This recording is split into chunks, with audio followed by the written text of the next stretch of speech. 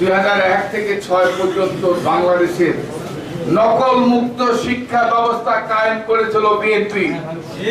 আমরা চাই এই নকল অর্থাৎ না পড়ে জিপি 5, না পড়ে গোল্ডেন 5 এই পড়া বাংলাদেশে হবে না। না পড়ে ডিগ্রি অর্জন করা, না পড়ে মাস্টার ডিগ্রি অর্জন করা, অনার্স করা, ম্যাট্রিক পাস করা, ইন্টারমিডিয়েট পড়া, সাদা কাগজ লিখে দিয়ে আসলে জিপি 5, একটু লিখলে গোল্ডেন 5, এই শিক্ষা ব্যবস্থা বাংলাদেশে আর হবে না। লেখাপড়া না করলে কোনো লাভ হবে না। যতই হরতাল করেন, অবরোধ করেন, নকল করে পাস করা, অটো পাস করার এই সুযোগ আর হবে। আমি অভিভাবক, শিক্ষক, ছাত্র সকলের কাছে অনুরোধ, সকলকে পড়ার টেবিলে পড়ার বিকল্প নাই, লেখাপড়ার বিকল্প নাই।